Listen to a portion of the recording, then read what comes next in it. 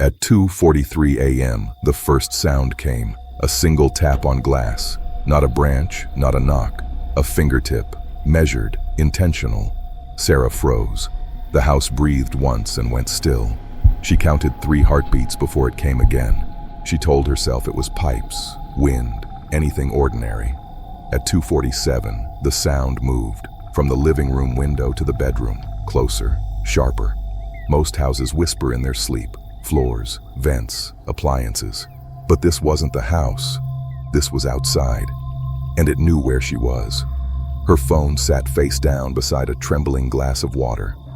She texted a friend, "You up?" No reply.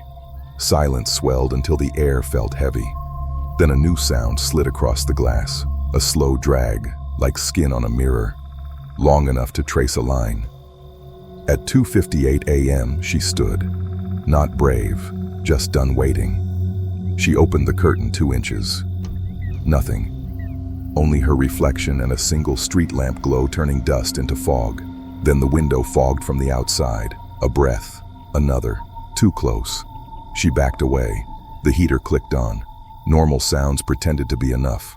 At 3:06, the first handprint appeared. Clear, wet, perfect. 5 ovals and a palm right where her face would be. She counted to 20. It didn't fade. She whispered rules people who live alone know.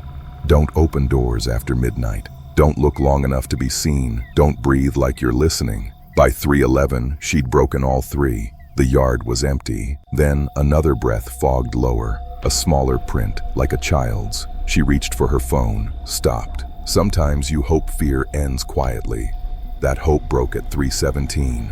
A scraping sound, granular, deliberate, curved across the frost. Not letters, a shape, like an eye. Her phone buzzed. Neighbor text.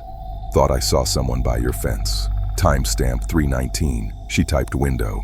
Before she could send it, the porch light flicked on. In the wash of white light, she saw it. A trash can angled toward her window. A crate pulled close. Steps, planning. She dialed 911. The ring sounded too soft, as if muffled. Then, 3 knocks. Not on the glass, inside the wall.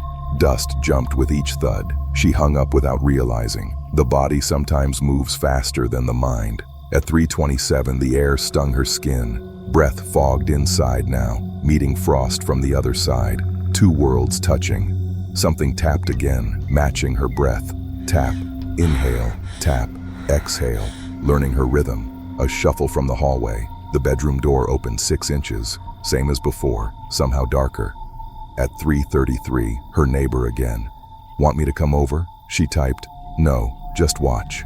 The prints began to fade, but the edges smeared, fingertips testing the seal. She remembered a police story. A ladder found under a window, hundreds of prints, all the same hand, all from nights when no one woke up.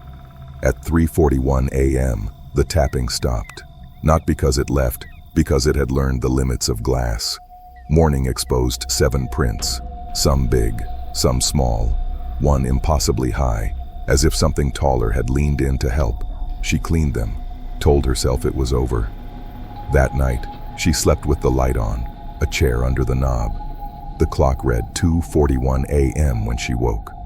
Her body remembered before her mind did.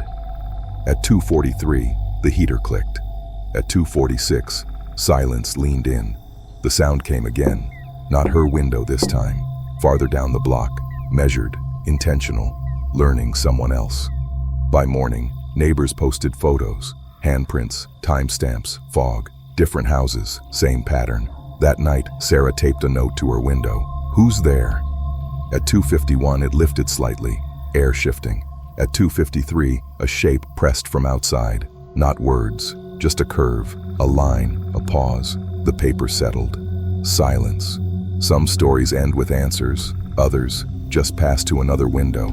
If you ever wake up at 2:43 a.m., don't look, just breathe. Wait for the room to warm again, because the glass keeps secrets, because breath leaves marks, because something out there is still learning the rhythm of sleep. Would you cover the window or leave the light on?